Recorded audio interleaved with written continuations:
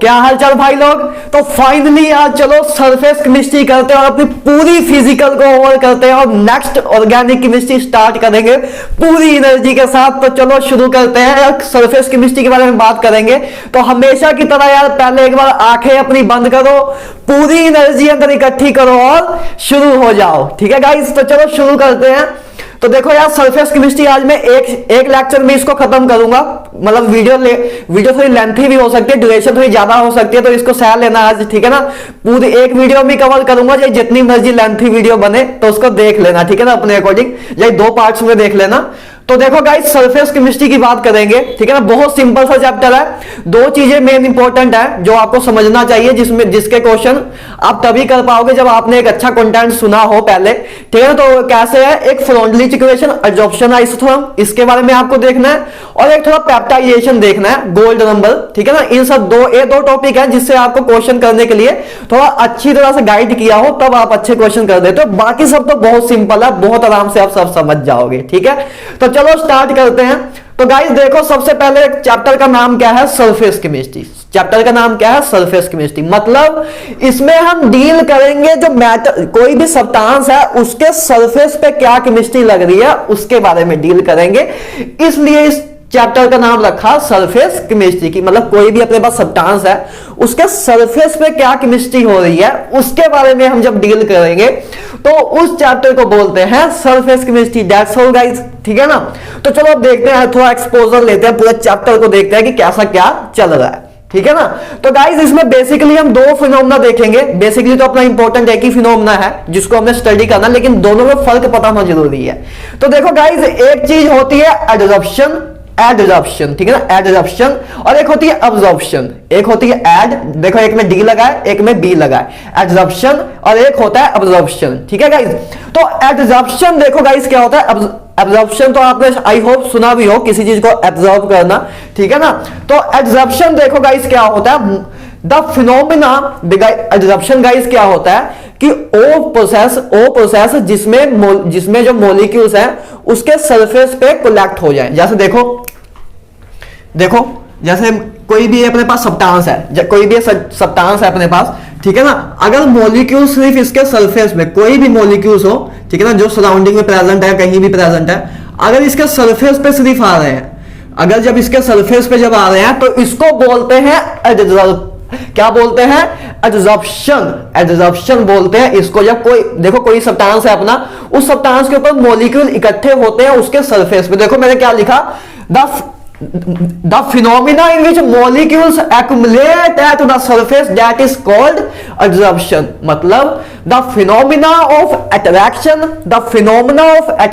of molecules at the surface of the phenomena of attraction of molecules and retention at the surface of a substance that is called adsorption। Guys clear है, adsorption का मतलब क्या होता है कि कोई molecules किसी substance के जब सिर्फ सरफेस पे आके रिटेन कर जा रहे हैं तो उसको बोलते हैं एडजॉर्प्शन। ठीक है, एडजॉर्प्शन। ठीक है ना, अब गाइस अब्जॉर्प्शन क्या होता है। अब्जॉर्प्शन देखो मैं क्या लिखा, मॉलिक्यूल सेंटर इन ए होल बॉडी।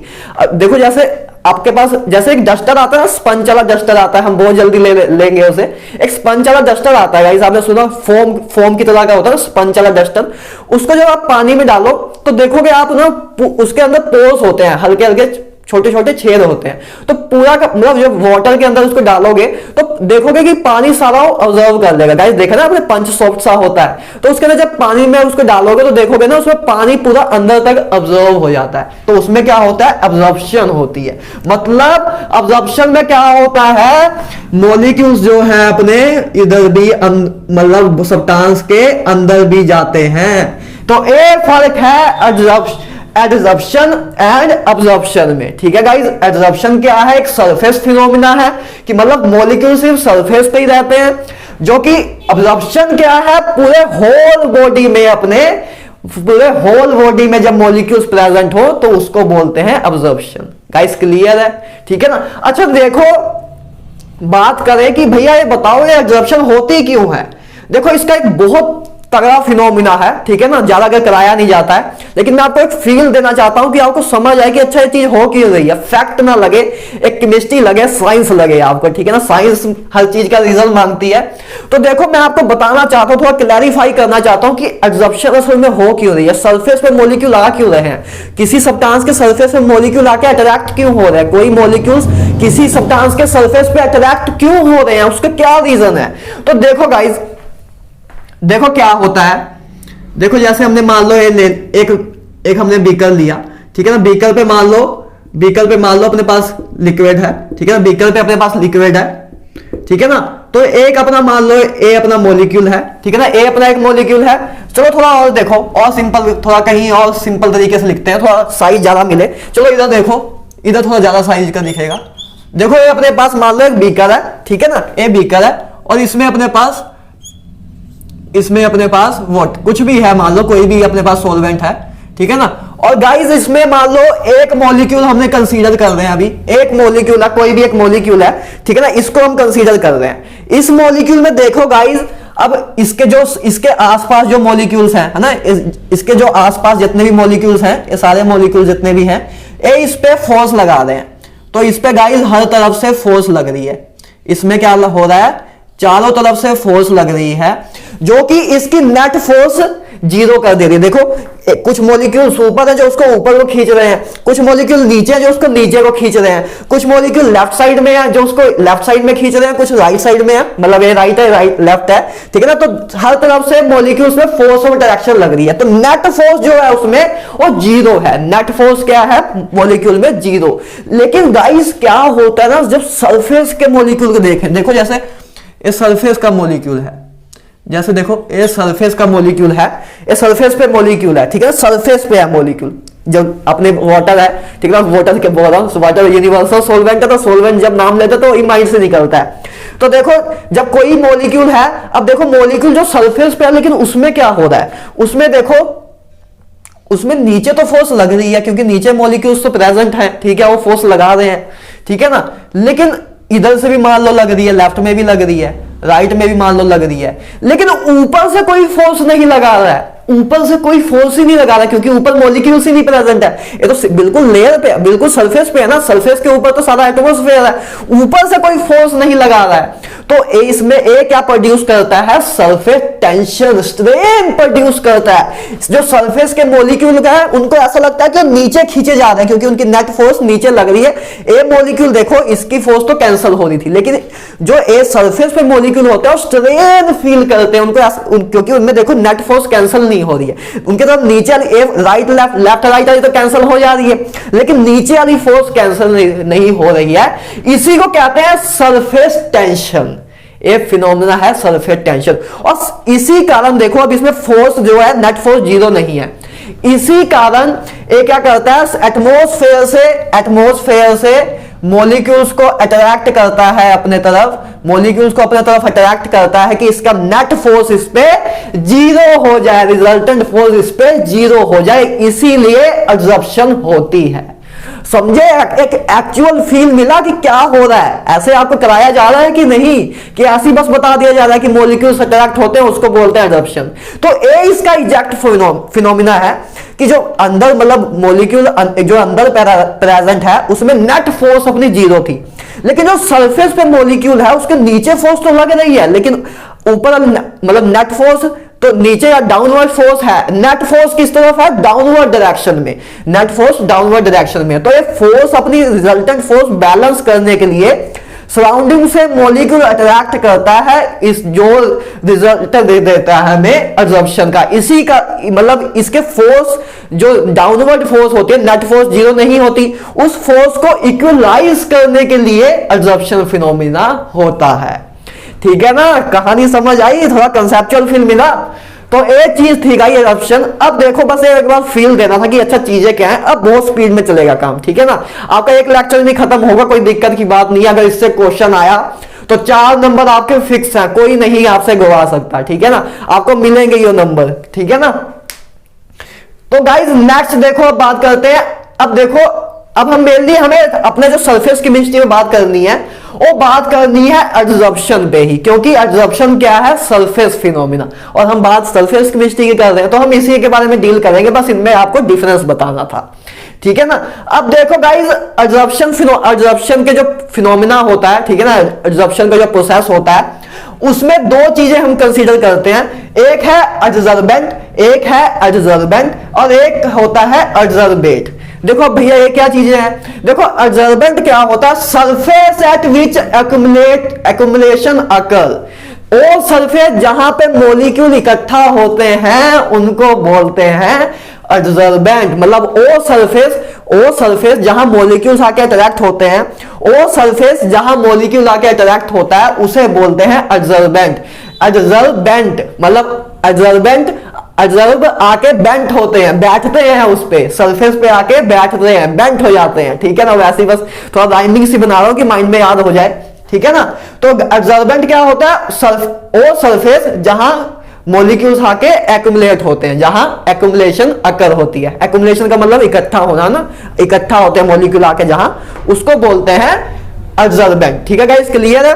और एब्जॉर्बेट क्या होता है, एब्जॉर्बेट क्या होता है फिर, ओ मॉलिक्यूल्स, देखो मैंने क्या लिखा है, molecules which accumulate at surface, ओ मॉलिक्यूल जो सरफेस पे आके एक्युमुलेट होते हैं उनको बोलते हैं एब्जॉर्बेट, ठीक है। एब्जॉर्बेंट अपना सरफेस होता है, एब्जॉर्बेट अपना क्या होता है, मॉलिक्यूल जो आके सरफेस पे अट्रैक्ट होते हैं, ठीक है ना, रिटेंड होते हैं, उनको बोलते हैं एब्जॉर्बेट। क्लियर है गाइस, ठीक है ना।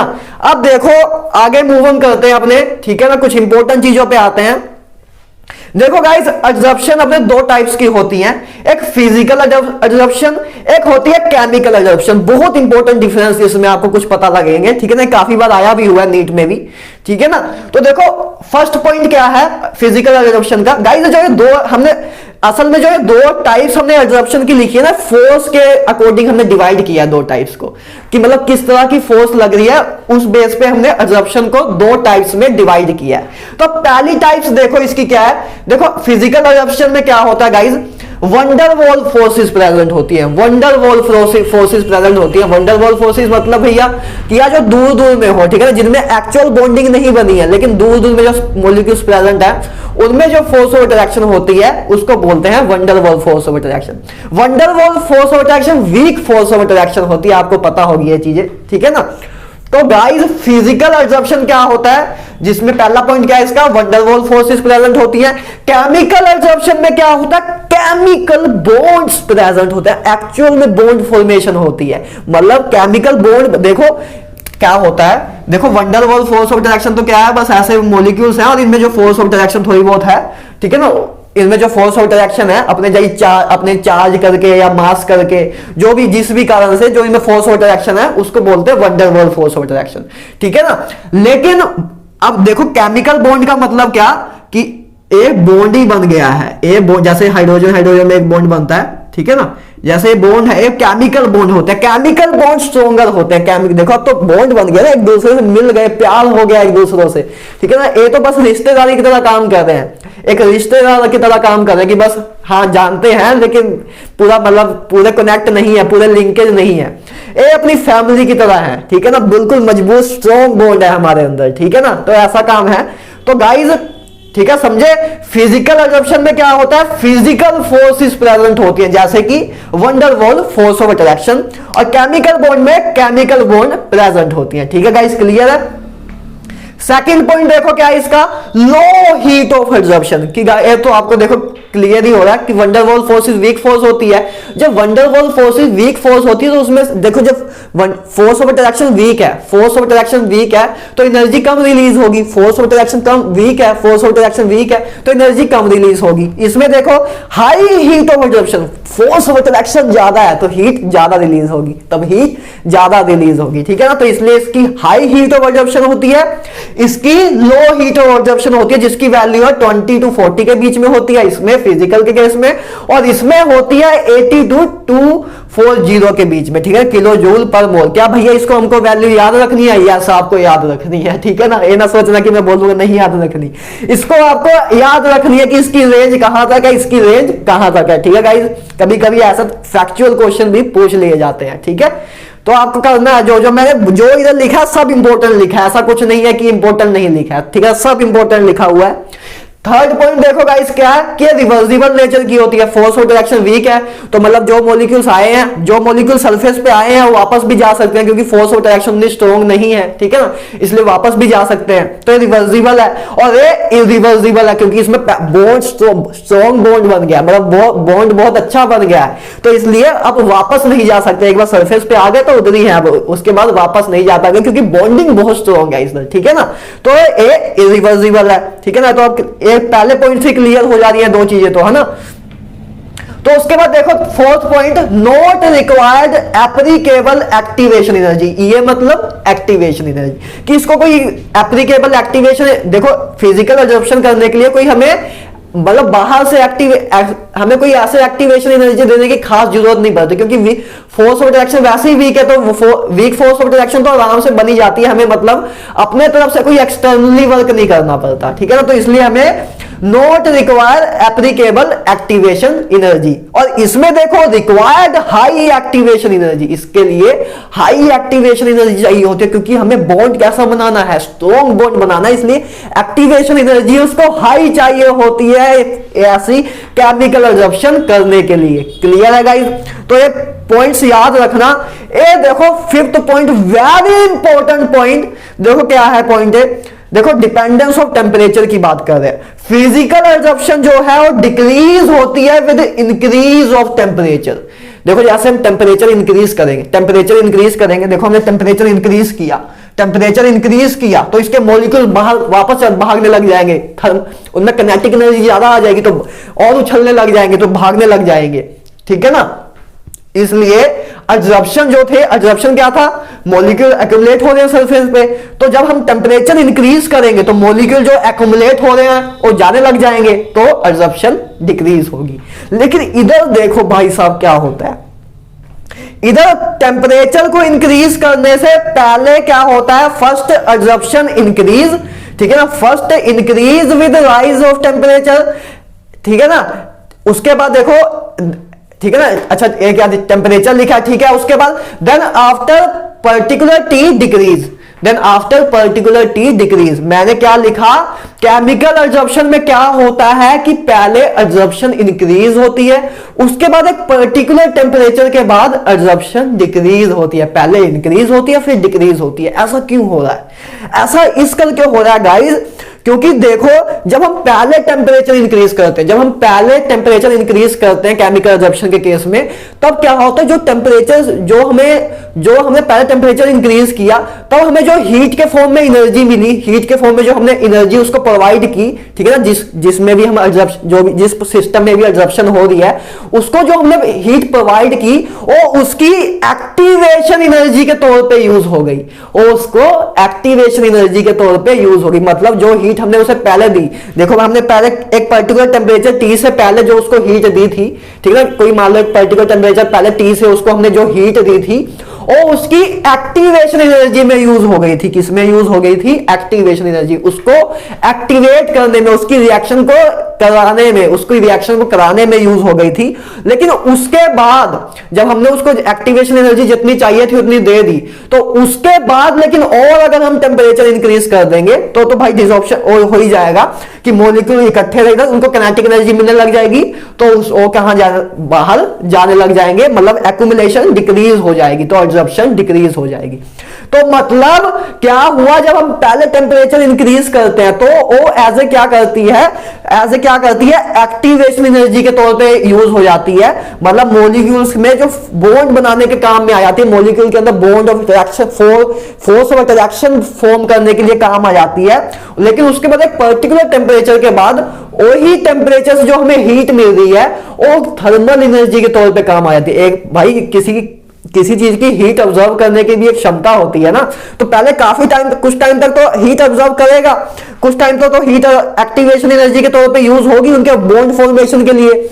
उसके बाद लेकिन जब उनका बॉन्ड अच्छी तरह बन गया, लेकिन उसके बाद भी अब टेम्परेचर इंक्रीज करते जा रहे, तो भाई उसके बाद अपनी एब्जॉर्प्शन डिक्रीज ही होगी, क्योंकि फिर किनेटिक ज्यादा हो जाएगी, किनेटिक एनर्जी ज्यादा हो जाएगी, तो जो मॉलिक्यूल्स हैं वो डिस्पर्स हो जाएंगे, मूव करने लग जाएंगे, तो एब्जॉर्प्शन डिक्रीज होगी। इस फिफ्थ पॉइंट को याद रखना कि इसमें क्या होता है, डिक्रीज होती है विद इंक्रीज इन टेम्परेचर, क्योंकि इसमें कोई एक्टिवेशन एनर्जी की जरूरत नहीं पड़ती। तो जब हम टेम्परेचर देते हैं तो एक्टिवेशन एनर्जी की जरूरत नहीं पड़ती, सीधा ही बस क्या होता है, सीधा डिक्रीज होती है। लेकिन इसमें पहले जब टेम्परेचर हम इंक्रीज करते हैं तो एक्टिवेशन एनर्जी के तौर पे यूज होता है, उसके बाद अगर हम और इंक्रीज करते हैं टेम्परेचर तब डिक्रीज हो जाती है एब्जॉर्प्शन, ठीक है ना। इसलिए मैं लिखा first increase with rise of temperature, then after particular T decrease, ठीक है ना। उसके बाद एक पर्टिकुलर टी के टेम्परेचर टी के बाद डिक्रीज हो जाती है। क्लियर है गाइज। तो अब देखो गाइज नेक्स्ट चीज पे देखते हैं, factor affecting absorption. Factor affecting absorption कि कौन से फैक्टर हैं जो एब्जॉर्प्शन को इफेक्ट करते हैं। देखो मैंने दो लिखे हैं। पहला लिखा है surface area. Surface area guys, किसी चीज का सरफेस एरिया जितना ज्यादा होगा उतनी प्रोबेबिलिटी ज्यादा होगी मॉलिक्यूल्स के आके उधर ऑब्जर्व होने की। मॉलिक्यूल उधर आके मॉलिक्यूल जो है ऑब्जर्व हो जाए। जितना सरफेस एरिया ज्यादा होगा उतनी प्रोबेबिलिटी ज्यादा होगी कि ऑब्जर्व मॉलिक्यूल जो है वो आके ऑब्जर्व हो जाए, ठीक है ना, कि ऑब्जर्वेट अपना आके उधर ऑब्जर्वेट जो है ऑब्जर्वेंट पे आके बैठ जाए, ठीक है ना, उतनी प्रोबेबिलिटी ज्यादा होगी। तो सरफेस एरिया जितना ज्यादा होगा ऑब्जर्प्शन उतनी ज्यादा होगी। सिंपल सा केस है, ठीक है ना। एंड सेकंड पॉइंट देखो, प्रेशर जब इंक्रीज करेंगे ऑब्जर्प्शन इंक्रीज होगी। देखो अब मॉलिक्यूल्स आ रहे हैं, ठीक है, मॉलिक्यूल्स आ रहे हैं, जैसे जैसे प्रेशर इंक्रीज करेंगे तो मॉलिक्यूल और ऑब्जर्व होंगे सरफेस में। देखो ये है, हमने इसमें प्रेशर इंक्रीज किया तो मॉलिक्यूल और ऑब्जर्व होंगे और एब्जॉर्प्शन इंक्रीज होगी। तो वही मैंने बताया कि प्रेशर इंक्रीज होगा तो एब्जॉर्प्शन इंक्रीज होगी। इसको हम आगे भी अभी इधर भी बहुत डिटेल में इस वर्ड को देखेंगे फिर से, ठीक है ना। तो प्रेशर इंक्रीज होगा, उसका फील दे दिया मैंने, प्रेशर इंक्रीज होगा तो एब्जॉर्प्शन इंक्रीज होगी, एक्युमुलेशन इंक्रीज हो जाएगी तो एब्जॉर्प्शन इंक्रीज हो जाएगी, ठीक है गाइस, क्लियर है। अब गाइस नेक्स्ट चीज देखो, कैरेक्टरिस्टिक्स ऑफ एब्जॉर्प्शन कि एब्जॉर्प्शन में क्या क्या होता है। देखो फर्स्ट पॉइंट क्या है, पहली बात है सरफेस फिनोमिना है, जो कि मैं आपको बता चुका हूं कि सरफेस पे मॉलिक्यूल एक्यूमुलेट होते हैं। Second thing, delta S negative है। डेल्टा एस क्या होता था, चेंज इन एंट्रोपी। देखो इधर नेगेटिव आई, क्यों आई, नेगेटिव क्यों आई, ज्यादा अगर हमने पॉजिटिव ही देखी थी तो एंट्रोपी नेगेटिव क्यों आई, क्योंकि देखो पहले मॉलिक्यूल्स दूर दूर थे, रैंडमनेस ज्यादा थी, लेकिन अब वो ऑब्जर्व हो गए किसी सरफेस पे, मतलब कहीं आके रिटेंड हो गए, तो उसकी क्या नाम है, रैंडमनेस डिक्रीज हो गई ना। पहले देखो मॉलिक्यूल्स डिस्पर्स थे कहीं भी, लेकिन एब्जॉर्प्शन के कारण क्या हुआ, मॉलिक्यूल इधर आके रिटेंड हो गए, तो अपनी क्या हुई, एंट्रोपी डिक्रीज हुई, क्योंकि रैंडमनेस डिक्रीज हुई, तो इसीलिए अपना डेल्टा एस नेगेटिव आया। क्लियर है गाइस। और तीसरा पॉइंट क्या है, डेल्टा एच भी अपना नेगेटिव होगा। डेल्टा एच नेगेटिव का मतलब क्या होता है गाइस, एक्सोथर्मिक रिएक्शन है। एक्सोथर्मिक रिएक्शन है। एक्सो मतलब गो, मतलब वो प्रोसेस जिसमें एनर्जी रिलीज होती है उसको बोलते हैं exothermic reaction. And delta H negative मतलब एक्सोथर्मिक रिएक्शन है। आई होप आपने थर्मोडायनेमिक्स किया होगा मेरे से। तो इसमें देखो डेल्टा एच नेगेटिव क्यों है, क्योंकि फोर्स ऑफ इंटरेक्शन तो दोनों में ही आ रही है ना। तो जब फोर्स ऑफ इंटरेक्शन आ रही है तो एनर्जी रिलीज ही होगी, तभी इसमें हमने लिखा कि हीट ऑफ एब्जॉर्प्शन जो है इसमें 20 to 40 है, लेकिन है तो ना कुछ तो है, तो इसमें हाई होती है 80 to 240, तो है तो दोनों में ही ना, जो इसमें कम है जो इसमें ज्यादा, लेकिन है तो दोनों में ही, तो डेल्टा एच इसलिए अपना नेगेटिव होता है गाइस, ठीक है। कैरेक्टरिस्टिक्स है, बहुत सिंपल चीजें थी, ठीक है ना, जिसको अगर ना भी बताता तब भी आप कंक्लूड कर लेते अगर आपने मेरे से थर्मोडायनेमिक्स अच्छी तरह किया हुआ है, ठीक है ना, लेकिन बताना एक बार रिवाइज कराना जरूरी है। उसके बाद देखो मैंने मतलब बहुत तगड़ी चीज लिखी है तो आपको इंटरेस्ट के लिए, देखो एक सिलिका जेल होती है, आपने सिलिका जेल का नाम सुना होगा। वो क्या करता है, ऑब्जर्व करता है वाटर को ऑब्जर्व करता है, मतलब सिर्फ सरफेस पे ही रखता है, वाटर के मॉलिक्यूल को सिर्फ बस सरफेस पे ही अट्रैक्ट करके रखता है, अंदर नहीं जाने देता, बल्क में नहीं जाते। लेकिन एनहाइड्रस CaCl2 क्या करता है, एनहाइड्रस है, भूखा है बेचारा पानी का, तो ये क्या करता है, ऑब्जर्व करता है वाटर को, मतलब अपने अंदर पूरा समा लेता है, स्पंज की तरह काम करता है। तो ये बस वैसे एक थोड़ा एक नॉलेज के लिए आपको फैक्चुअल चीज बताई, ठीक है ना, कि सिलिका जेल क्या करती है, ऑब्जर्व करती है वाटर को।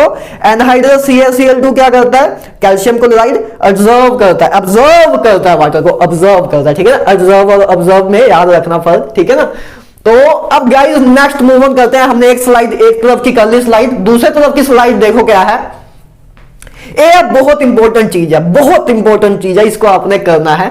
देखो गाइस अब बात करेंगे एब्जॉर्प्शन आइसोथर्म की। आइसोथर्म मतलब वो ग्राफ जिसमें टेम्परेचर कांस्टेंट हो। आई होप आपको मैंने चीज बताई हुई है, गैसियस स्टेट में भी कराई हुई है, थर्मोडायनेमिक्स में भी कराई है। आइसोथर्म क्या होता है? The graph in which temperature remain constant, that is called isotherms. तो अब बात कर रहे हैं एब्जॉर्प्शन आइसोथर्म की, कि मतलब एब्जॉर्प्शन के केस में हम कांस्टेंट टेम्परेचर पे ग्राफ प्लॉट करेंगे। तो इसकी देखो मैं डेफिनेशन बहुत मतलब प्रिसाइज और स्पेसिफिक लिखी है। एब्जॉर्प्शन आइसोथर्म क्या होता है? Graph between extent of absorption and pressure P at a particular temperature is called absorption isotherm। कि वो ग्राफ किसके बीच में graph extent of absorption divide by extent of absorption and between pressure, उस graph को बोलते हैं एब्जॉर्प्शन आइसोथर्म। अब भैया एक्सटेंट ऑफ एब्जॉर्प्शन आपने क्या लिखा है एक्स बाय एम, मुझे तो समझ ही नहीं आया भैया इसका मतलब क्या हुआ। देखो एक्सटेंट ऑफ एब्जॉर्प्शन, कितनी एब्जॉर्प्शन हुई यार। कभी कभी बीच में अगर बी निकल जाए मुझसे तो गलती माफ करना, ठीक है ना, और सही ट्यूनिंग वैसे निकल जाती है कभी कभी। तो एब्जॉर्प्शन में गाइस क्या होता है, क्योंकि दोनों वर्ड सिमिलर से लगते हैं तो कभी कभी मिसप्रिंट बोला जाता है, मिसप्रिंट बोल रहा हूं कि वैसे थोड़ा गलत बोला जाता है, ठीक है ना। तो एब्जॉर्प्शन हम पूरे अब चैप्टर में एब्जॉर्प्शन ही की बात करेंगे, ठीक है ना। कभी बाई चांस अगर एब्जॉर्प्शन मुंह से निकल जाए तो भाई को माफ कर देना, ठीक है ना, वैसे निकलेगा नहीं। तो एब्जॉर्प्शन देखो, एक्सटेंट ऑफ एब्जॉर्प्शन का मतलब क्या गाइस, इधर एक्स क्या है, amount of mass of absorbate होता है। एक्स क्या है इधर अपना, mass of absorbate and M क्या है, मास ऑफ एब्जॉर्बेंट, कि कितना मास ऑफ मॉलिक्यूल के सरफेस पे आया divide by mass of surface, that is called extent of absorption. की मतलब एक्स देखो, जितने ज्यादा मॉलिक्यूल ज्यादा आएंगे उतना एक्स ज्यादा होगा। तो एक्स बाय एम से हमें एक्सटेंट ऑफ एब्जॉर्प्शन पता लगता है, ठीक है ना। तो उसको हमने एक टर्म डिफाइन की, extent of absorption that is equal to X by M, ठीक है ना, जिसमें आपका एक्स क्या है, amount of absorbate and Y अपना एम क्या है, अमाउंट ऑफ एब्जॉर्बेंट, ठीक है गाइस, क्लियर है। तो अब देखो गाइस, पहले हमने दो आइसोथर्म करने हैं। एक फ्रैंकलिच भाई साहब ने दिया था आइसोथर्म, ठीक है ना, दो साइंटिस्ट थे, एक लैंगमुयर आइसोथर्म थे, ठीक है ना। तो ये दो भाई साहब थे, इन्होंने दोनों पता नहीं किसने किसका कॉपी किया, लेकिन लगभग दोनों का सिमिलरली है, ठीक है ना। एक ने तो ज्यादा होशियारी की थी कुछ, कि दोनों में मतलब कुछ है रिजल्ट सिमिलर दोनों का, बस दोनों ने गेम खेल ली। किसी ने एक दूसरे को लगता है मुझे ऐसा कि कॉपी किया है, वैसे किसी ने किया नहीं होगा। बहुत मतलब जब इधर बुक्स में नाम आ गया तो बहुत मतलब अच्छे खासे बंदे होंगे, लेकिन मुझे ऐसा लगता है, फील आता है कि कहीं किसी ने नकल की हुई है एक दूसरे की, कि नाम लेने के लिए। चलो हमारा टॉपिक वो नहीं है। तो देखो गाइस, पहले बात करेंगे फ्रॉन्डलिच आइसोथर्म की, जो कि आपका सबसे इंपॉर्टेंट है, ठीक है ना। ये इतना नहीं पूछा जाता लेकिन है अपने सिलेबस में, लेकिन ये सबसे ज्यादा इंपॉर्टेंट है।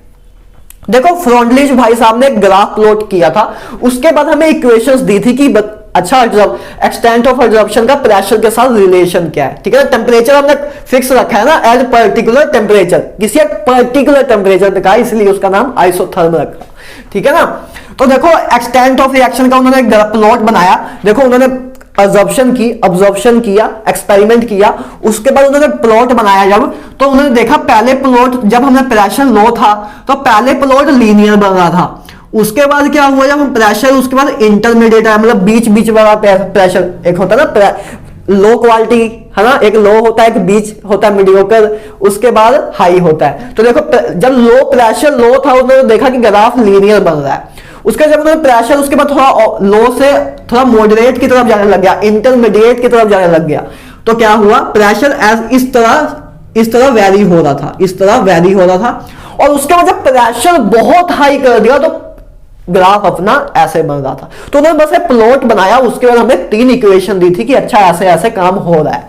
तो देखो उन्होंने पहला क्या दिया था कि एट लो प्रेशर, जब प्रेशर लो हो, प्रेशर मतलब इस रीजन में जब प्रेशर लो हो तो कौन क्या कैसा रिलेशन है extent of absorption and P के बीच में, कि X by M directly proportional है पी के।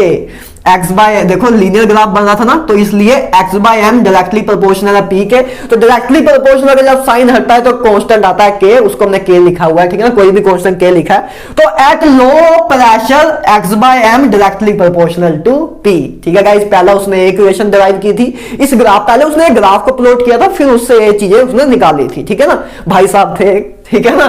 तो उसके बाद उन्होंने देखा, जब उन्होंने उसके बाद प्रेशर इंक्रीज किया थोड़ा, जब एट इंटरमीडिएट प्रेशर, मतलब बीच बिचारा प्रेशर, ना ज्यादा हाई रखा ना ज्यादा लो रखा, बीच बिचारे प्रेशर में क्या हुआ, जो एक्सटेंट ऑफ एब्जॉर्प्शन है वो डायरेक्टली प्रोपोर्शनल है P the power 1 by N के। एन क्या है भैया, एन कोई भी एक इंटीजर हो सकता है, कुछ भी हो सकता है ना, जिसकी वैल्यू 0 से 1 के बीच में लाई करती है, तो वो चीज है। तो एक्स बाय एम बराबर है के पी दी पावर 1 बाय, मतलब उसके उन्होंने देखा कि इंटरमीडिएट प्रेशर पे क्या होता है, x by M directly proportional है P the power 1 by N के, ठीक है ना। उन्होंने ग्राफ से ये चीजें निकाली थी।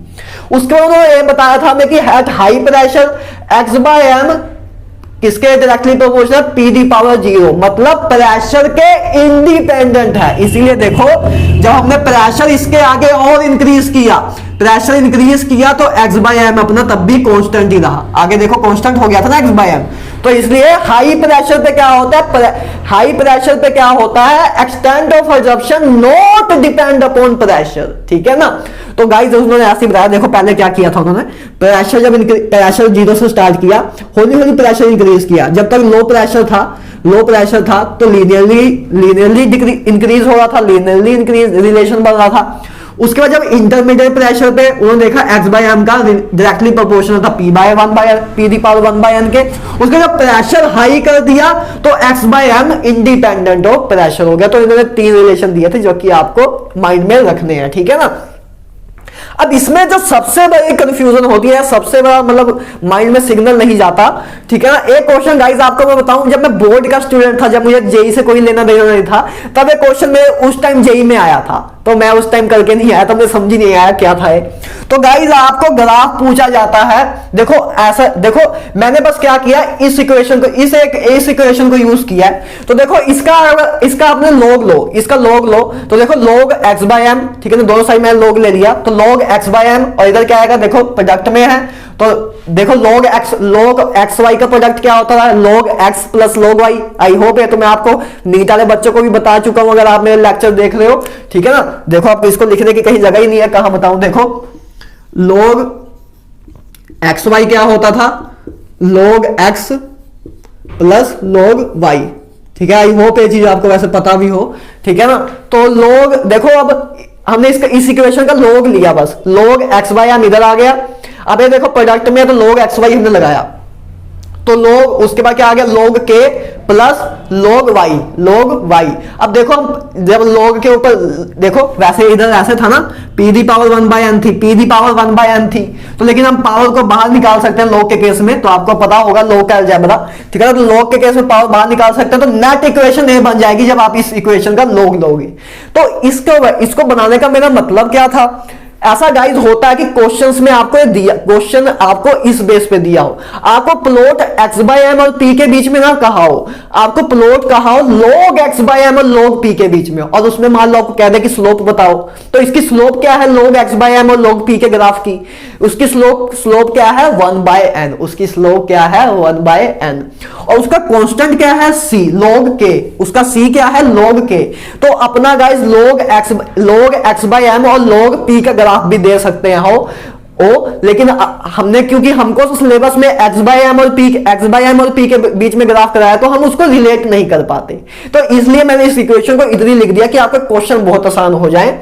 इसलिए हमने, अगर आपको log x बाय एम और log p का भी ग्राफ दिया हो, तो उससे भी आप इंप्लीट कर सकते हो कि log x बाय एम और log p का ग्राफ है, तो उसकी अगर आपसे स्लोप पूछी हो तो 1 बाय एन होगी, है ना, उसकी स्लोप 1 बाय एन होगी। देखो y बराबर mx, ठीक है ना, प्लस c, y बराबर अपना x क्या है, ये y बराबर mx प्लस c, तो m अपना 1 बाय a है, 1 बाय n है, ठीक है गाइस। ये चीज आपको सिंपल सी बतानी थी, ठीक है ना।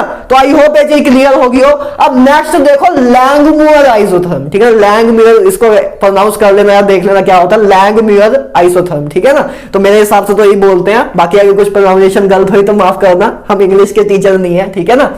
तो गाइस देखो इक्वेशन देखो लैंगमियर आइसोथर्म की क्या थी, एक्स बाय, बस इन्होंने इक्वेशन का अलग अलग बना दिया, बस इक्वेशन का रूप अलग अलग दिया, रिजल्ट दोनों ने सेम ही निकाला है। तो देखो एक्स बाय, इन्होंने रिलेशन क्या दिया था कि एक्स बाय एम इक्वल है a P divide by 1 plus b P, a P divide by 1 plus b P. A और बी भैया क्या है, ए और बी कोई भी एक कांस्टेंट है, ठीक है ना, ए एंड बी कांस्टेंट है अपने। तो इन्होंने इनकी इक्वेशन ए थी, इनकी इक्वेशन ए थी, फ्रेडलिच की हमने वो देख ली, ठीक है ना।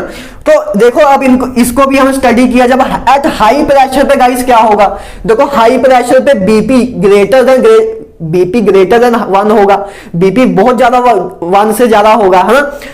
देखो जब प्रेशर हाई होगा तो बीपी का प्रोडक्ट जो है ग्रेटर देन इक्वल टू 1 होगा, ठीक है ना, बहुत ज्यादा, मतलब बहुत ज्यादा हाई होगा 1 से, तो हम 1 को निगलेक्ट कर सकते हैं, 1 को निगलेक्ट कर सकते हैं, सिंपल मैथ, ठीक है ना।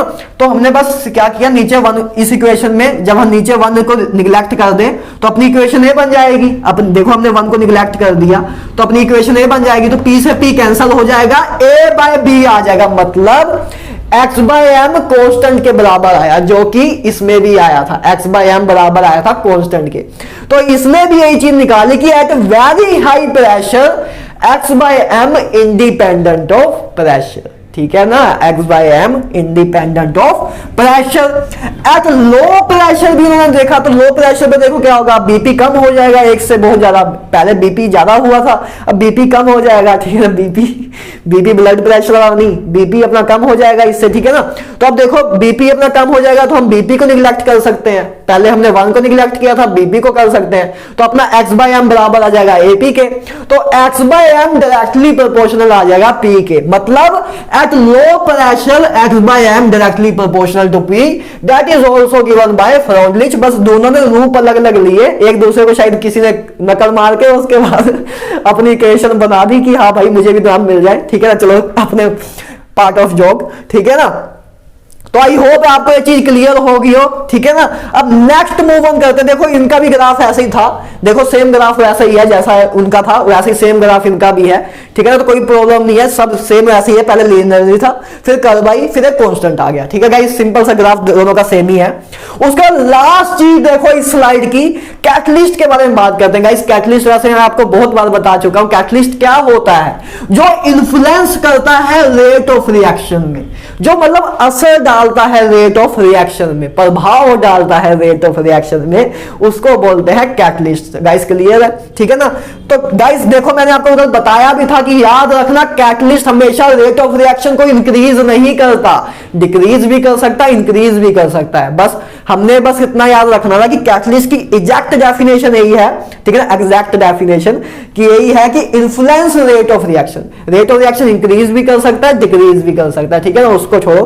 तो अब देखो कैटलिस्ट 2 टाइप्स के होते हैं गाइस, एक पॉजिटिव कैटलिस्ट और एक होता है नेगेटिव कैटलिस्ट, ठीक है ना, पॉजिटिव कैटलिस्ट एंड एक होता है negative catalyst. Guys positive catalyst क्या होता है, वो कैटलिस्ट जो रेट ऑफ रिएक्शन को इंक्रीज करे, increase the rate of reaction, उन कैटलिस्ट को बोलते हैं पॉजिटिव कैटलिस्ट। जैसे मैंने एग्जांपल दिया आपको, जब नाइट्रोजन और हाइड्रोजन के साथ कंबाइन होता है तो हम iron as a catalyst use करते हैं, जो रिएक्शन को तेज कर देता है। आयरन को डालने से रिएक्शन हैबल प्रोसेस है, आपको मैं कराऊंगा नाइट्रोजन फैमिली में। तो ये हैबल प्रोसेस है, तो इसमें आपका क्या होता है, अमोनिया बनाने का प्रोसेस है, तो इसमें आप iron as a catalyst use करते हो। इनऑर्गेनिक का एक क्वेश्चन भी तैयार हो गया, पूछा जा सकता है कि in Haber process in formation of ammonia by Haber process which catalyst is use, तो आपको बताना है भाई आयरन भाई साहब वो यूज होते हैं, ठीक है ना। तो ये पहला केस है, आयरन को डालने से गाइस इसकी स्पीड बहुत इंक्रीज हो जाती है, प्रोडक्टिविटी की रेट बहुत इंक्रीज हो जाती है ना, प्रोडक्टिविटी की रेट बहुत इंक्रीज हो जाती है कि मतलब बहुत जल्दी प्रोडक्ट बनने लग जाता है। गाइस नेगेटिव कैटलिस्ट भी होते हैं, नेगेटिव कैटलिस्ट क्या होते हैं, जो डिक्रीज करते हैं रेट ऑफ रिएक्शन की। गाइस कभी कभी ऐसा हो जाता है कि कोई रिएक्शन बहुत तेजी से होती है, ठीक है ना, कुछ चीजें ऐसी होती हैं जिनकी अगर रिएक्शन हो जाए, जिनकी अगर रिएक्शन हो जाए तो एक रिएक्टिव सब्सटेंस या पॉइजनस चीजें प्रोड्यूस करती हैं, तो इसलिए वो चीजें प्रोड्यूस ना हो, तो इसलिए हम एक नेगेटिव कैटलिस्ट यूज करते हैं कि उसकी रिएक्शन को स्लो कर दे। मतलब वो देखो कुछ ऐसी रिएक्शन भी होती हैं जिनकी अगर रिएक्शन हो जाए तो बहुत पॉइजनस चीज मिल जाती है, जो अपने मतलब सर्कमस्टांसेस को खराब कर सकती हैं या अपने सराउंडिंग को खराब कर सकती हैं। इसलिए नेगेटिव कैटलिस्ट यूज होते हैं कि उनका रेट डिक्रीज कर दें, कि उनकी रिएक्शन जल्दी हो ही ना, ठीक है ना।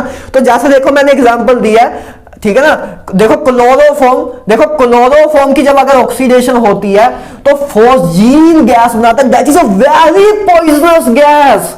COCl2 is a very poisonous gas, जिसके कारण मर भी सकते हैं हम लोग, ठीक है ना। तो एक गैस प्रोड्यूस होती है जब क्लोरोफॉर्म की ऑक्सीडेशन होती है। लेकिन इथेनॉल इधर नेगेटिव कैटलिस्ट की तरह काम करता है, इस रिएक्शन को बहुत स्लो कर देता है कि हमारी जान बची रहे। तो इसलिए नेगेटिव कैटलिस्ट भी एक इंपॉर्टेंट रोल अदा करते हैं कभी कभी, ठीक है ना। हमेशा रिएक्शन के रेट को इंक्रीज करने से ही फायदा नहीं होता, कभी कभी डिक्रीज करने से भी होता है, ठीक है भाई साहब।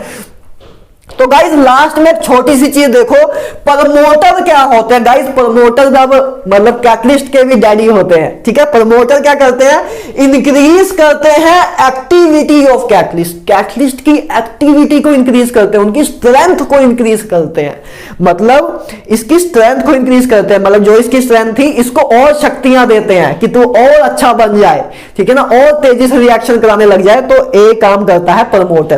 प्रमोटर क्या करता है, इंक्रीज करता है एक्टिविटी ऑफ कैटलिस्ट, ठीक है, इंक्रीज करता है एक्टिविटी ऑफ कैटलिस्ट। इसकी एग्जांपल देखो, जैसे मोलिबिडियम इन हैबर प्रोसेस, मोलिबिडियम यूज होता है हैबर प्रोसेस में। चीज मैं आपको कराऊंगा वैसे तो, लेकिन इधर भी याद रखो कि हैबर प्रोसेस में आपको पूछ सकते हैं which promoter is use in Haber process in the formation of ammonia, तो आपको पता होना चाहिए भाई साहब अमोनिया में मोलिबिडियम यूज होता है हैबर प्रोसेस में, ठीक है ना। तो ये आपका प्रमोटर होता है। तो आई होप गाइस क्लियर हो अभी तक सब कुछ। तो अब नेक्स्ट स्लाइड लेके आते हैं, बने रहना यार, पूरे जोश में रहना, इस चैप्टर को खत्म करेंगे और अपनी ऑर्गेनिक स्टार्ट करेंगे फिर, ठीक है ना। तो इसका आप स्क्रीनशॉट ले लो, फिर आगे मूव ऑन करते हैं। तो गाइस चलो लास्ट स्लाइड करते हैं, सरफेस केमिस्ट्री की फाइनल स्लाइड है, इसके बाद आपके गारंटेड 4 मार्क्स स्कोर हो जाएंगे।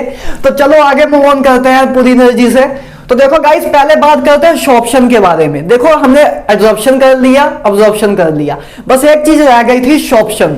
शॉर्प्शन देखो गाइस क्या होता है, इन विच वो प्रोसेस जिसमें एब्जॉर्प्शन भी हो और अब्जॉर्प्शन भी हो, जिसमें एब्जॉर्प्शन भी हो अब्जॉर्प्शन भी हो, उसको बोलते हैं शॉर्प्शन। मतलब the process in which absorption and adsorption take place simultaneously, that is called sorption. मतलब एक ही टाइम पे एब्जॉर्प्शन भी हो रही हो और अब्जॉर्प्शन भी हो रही हो। मतलब क्या हो रहा है कि लिक्विड के देखो ये अपना कोई सब्सटेंस है, इस सब्सटेंस के अंदर भी पार्टिकल्स जा रहे हैं, ठीक है ना, अंदर भी पार्टिकल हैं और सरफेस पे भी आ रहे हैं, तो इसको बोलते हैं शॉर्प्शन।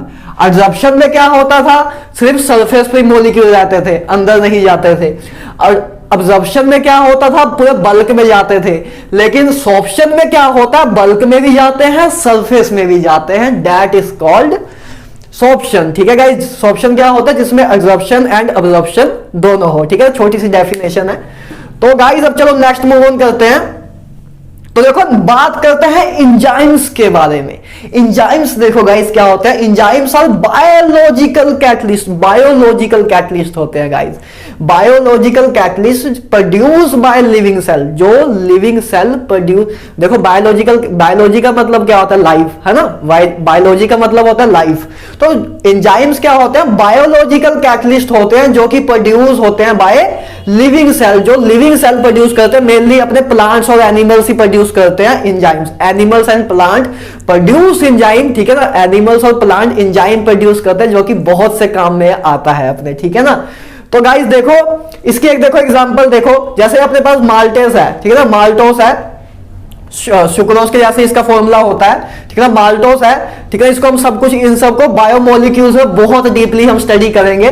तो माल्टोस देखो गाइस, माल्टोस की जब हाइड्रोलाइसिस करते हैं हम इन प्रेजेंस ऑफ माल्टेस, देखो माल्टोस की जब कन्वर्जन करते हैं ग्लूकोज में, तब जो एंजाइम यूज होता है तब वो होता है माल्टेस। तो गाइस माल्टेस की प्रेजेंस में तब करते हैं तो वो ग्लूकोज में कन्वर्ट हो जाता है। तो ये हमें एंजाइम अपने क्या होते हैं, एक बायोलॉजिकल कैटलिस्ट होते हैं, जिसमें मैंने आपको एक एग्जांपल भी दिखाई वैसे ही, ठीक है ना, कि माल्टोस को देखो हम ग्लूकोज में कन्वर्ट किया तो उसमें एंजाइम यूज होता है माल्टेस, ठीक है गाइस, क्लियर है।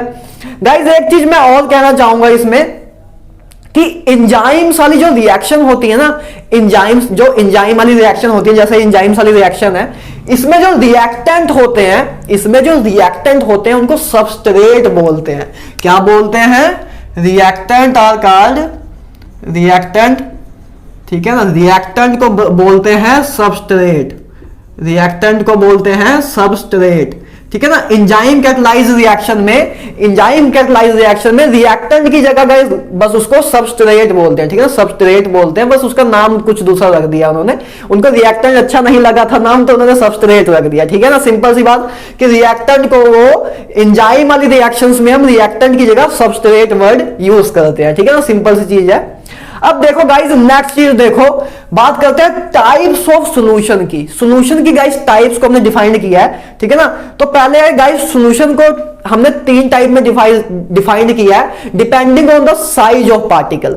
सोल्यूट पार्टिकल का साइज कैसा है, उस बेस पे हमने सॉल्यूशन को 3 टाइप्स में डिवाइड किया, जिनको हम स्टडी करते हैं। देखो पहला है ट्रू सॉल्यूशन। ट्रू सॉल्यूशन क्या होता है गाइस, जिसमें जो सोल्यूट पार्टिकल्स है, देखो ये जो मैंने सर्कल से बनाए सोल्यूट पार्टिकल्स है, और ट्रू सॉल्यूशन क्या होता है जिसमें सोल्यूट पार्टिकल जो हो उनका साइज लेस देन 1 नैनोमीटर हो, मतलब साइज उनका बहुत छोटा हो। 1 नैनोमीटर पता है ना कितना छोटा होता है। तो गाइस ट्रू सॉल्यूशन क्या होता है, जिसमें सोल्यूट पार्टिकल का साइज हो less than 1 nanometre, that is called true solution, ठीक है गाइस। सिंपल से उनके पास साइज के बेस में सॉल्यूशन की टाइप्स बनाई हुई है, ठीक है ना। तो उसके बाद देखो कोलाइडल आता है, जिसको हमने बहुत स्टडी, मतलब सबसे ज्यादा डिटेल में इसकी करना है, क्योंकि अपने सिलेबस में कोलाइड्स हैं, कोलॉइड्स हैं, ठीक है ना, तो इनको स्टडी करना है। तो गाइस कोलाइडल सॉल्यूशन क्या होते हैं, कोलाइडल सॉल्यूशन क्या होते हैं, जिसमें सोल्यूट पार्टिकल का साइज 1 नैनोमीटर से 1000 नैनोमीटर के बीच में हो, उनको बोलते हैं कोलाइडल सॉल्यूशन। उनको क्या बोलते हैं? Colloidal solution. जैसे देखो मैंने आपको शो भी किया है, ऐसे मतलब ऐसे नहीं होता कि आपको दिख रहा हो कि ये देखो ये पार्टिकल का साइज इतना है, ये तो बस मैंने आपको एक फील देने के लिए दिखाया कि देखो ट्रू सॉल्यूशन में छोटे साइज के होते हैं, कोलाइडल सॉल्यूशन में मीडियम साइज के होते हैं, है ना। और एक आता है फिर सस्पेंशन सॉल्यूशंस।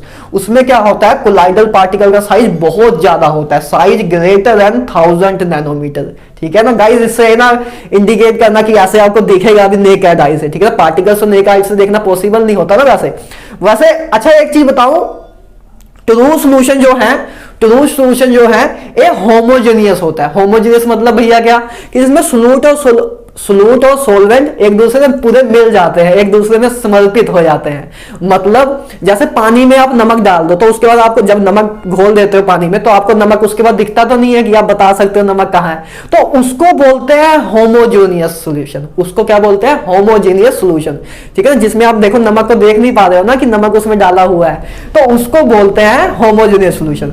और हेटेरोजेनियस सॉल्यूशन गाइस, अपने ये दोनों जो हैं ये हेटेरोजेनियस सॉल्यूशन होते हैं। जैसे देखो आपके पास पानी है, पानी में आपने छोटे छोटे से पत्थर डाल दिए, छोटे छोटे से स्टोन्स डाल दिए, पेबल्स डाल दिए, ठीक है, तब वो पत्थर तो आपको दिखेंगे ही, तो वो होता है हेटेरोजेनियस, ठीक है ना। होमोजेनियस क्या, जिसमें सोल्यूट एंड सोलवेंट को हम डिस्टिंग्विश ना कर पाए, और हेटेरोजेनियस क्या होता है, जिनमें हम डिस्टिंग्विश कर पाए।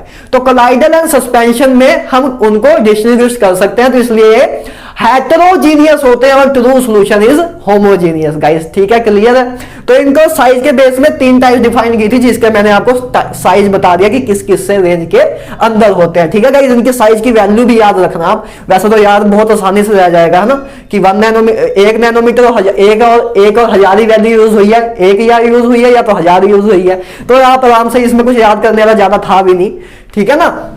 अब नेक्स्ट देखो गाइस, बात करते हैं फेसेस ऑफ कोलाइड। अब देखो हमने कोलाइड को ही स्टडी करना, पूरी डिटेल में हमने कोलाइड को स्टडी करना है, यही अपना सबसे मेन फोकस रहेगा, ठीक है, इन तीनों टाइप के सॉल्यूशन में। तो देखो फेसेस ऑफ कोलाइड की बात करते हैं कि कोलाइड में कौन कौन से पार्ट्स होते हैं। गाइस कोलाइड्स में 2 पार्ट होते हैं, एक डिस्पर्स्ड फेज होता है और एक डिस्पर्जन मीडियम होता है। डिस्पर्स्ड फेज क्या होता है भैया, या dispersed phase same as a solute होता है। जैसे सोल्यूट कहते थे ना, जैसे अपने पास सोल्यूशन होता था, सोल्यूशन में एक सोल्यूट होता था, एक सॉल्वेंट होता था। सोल्यूट क्या होता था, जो मतलब सोल्यूट क्या होता था, जो मैंने आपको कराया भी हुआ है सोल्यूशन में, या मोल कंसेप्ट में भी कराया होगा। सोल्यूट क्या होता है, जो लेस क्वांटिटी में प्रेजेंट हो। सोल्यूट होता है जो लेस क्वांटिटी में प्रेजेंट हो।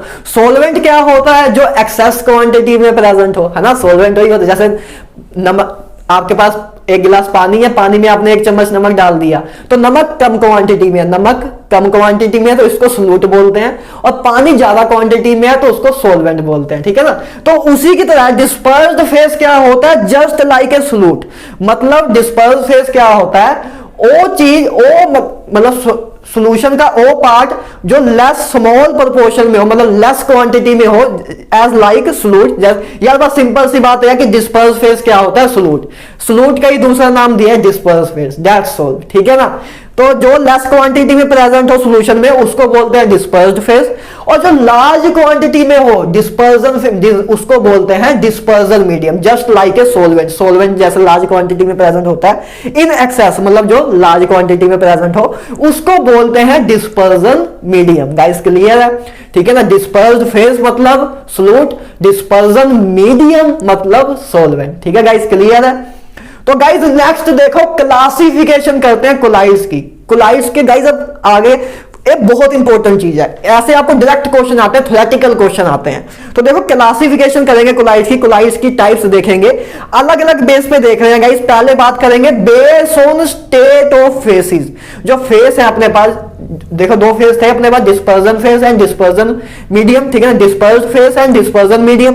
तो इसके बेस में पहले हम क्लासिफाई कर रहे हैं, बाद में हम आगे बेस ऑन एफिनिटी भी करेंगे, और बाद की बात है, ठीक है ना। पहले क्लासिफाई करते हैं on based on state of face. Faces की स्टेट क्या है उनके पे बेस पे हम क्लासिफाई करेंगे किसको, कोलाइड्स को, ठीक है ना, कोलाइडल सॉल्यूशन को।